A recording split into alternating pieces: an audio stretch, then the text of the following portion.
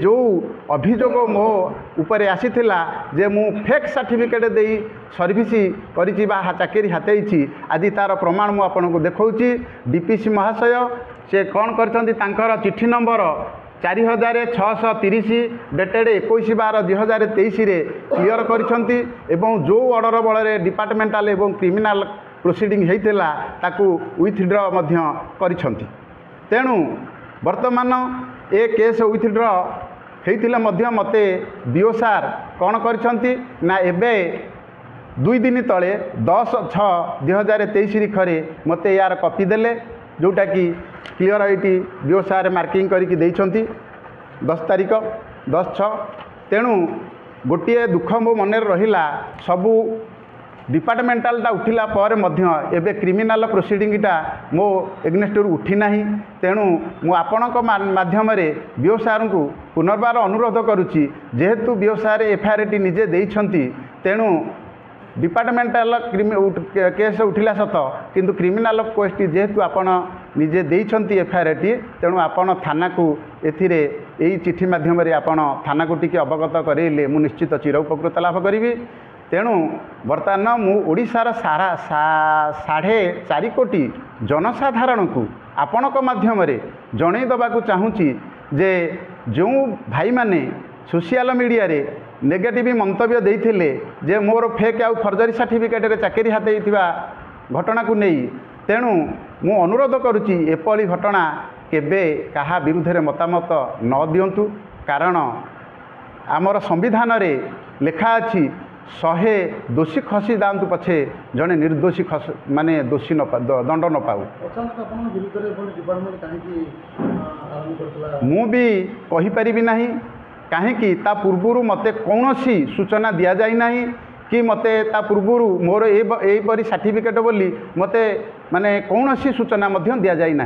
केवल मु मीडिया रू जानिली जेतेबेले मो नारे एफआईआर दिहला मीडिया वाला जेतेबेले प्रचार कले सेतेबेले मु जानिबा को पाइली एवं मु निश्चित हेली जेतेबेले कोर्ट रू सर्टिफाइड कॉपी पाइली। तो आगु कौन पदक्षेप रहिबा आपन जेतबेले लोकलोचन रे एभली मानसिक चाप रखावाला आपन परिवार को चाप रहिले आगु को नेक्स्ट स्टेप निजर इते कोन करिबे नहीं मु जो आगु को कौन करिबी बा कौन न करी मु निजे से कथा तो कहीपरि ना।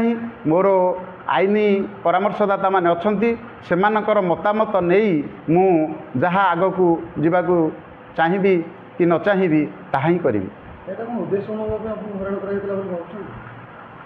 केमिति आज्ञा कहबी जेतेबेले मो पाखे कौन तथ्य ऑफिस देना तेणु मु केमिति जानिबी उद्देश्यमूलक बोली। तेणु उद्देश्यमूलक नहेले मध्य एटा गोटे मते लगुच गोटे तरबरिया भाव में ए कार्यक्रमटा करा जाइछि। जदि मते सुजोग दिया जाइथांता ताले मु तो उच्च न्यायालयर आश्रय कहीं नहीं था मु तो आम ऑफिसर पाखे मोर इनोसेंट मोर सचोटता मोर साधुता मु प्रतिपादन कर पारि था।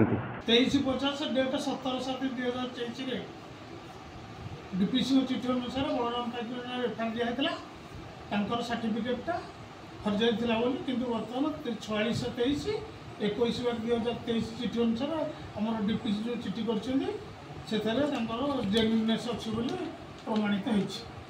तो नार सर गोटे एफआईआर थाना होता आप डिपार्टमेंट तरफ कौन नार गोटे एफआईआर होता थाना आप डिपार्टमेंट तरफ पहली एफआईआर दिया थाना डीपीसी लेटर नंबर 23/50 डेट 10/7/23 चिठी अनुसार मत डीपीसी निर्देश क्रम मुझे एफआईआर दी। डीपीसी ऑर्डरटा के दिन सर तले मिलता आपन को ये ऑर्डरटा ये ऑर्डर 46/23 21/2023 कि मो पाक आसी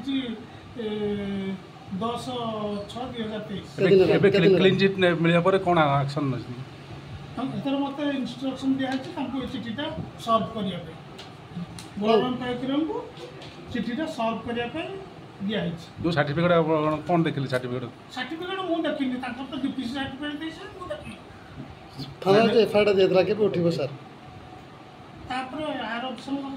निर्देश कम जब चिठी आस अभियोग रोज एफआईआर आपन देथिले आपन उठाया कथा निश्चित मुझे एफआईआर तो मुझे किंतु जमी मत डीपीसी एफआईआर दवा से डीपीसी गोटे चिठी करेंगे एफआईआर दिंतु बोली ଏପଟେ ଉଦ୍ଧାର କରିବା ପାଇଁ କହିଲେ ମୁଁ ଉଦ୍ଧାର କରିଦେବି। ଘଟଣାକୁ ସାର୍ 48 ଘଣ୍ଟାର ଉର୍ଦ୍ଧ୍ୱ ବିତି ସାରିଲାଣି, ଚିଠି ତାଙ୍କୁ କ୍ଲିନ୍ କରାଯିବାର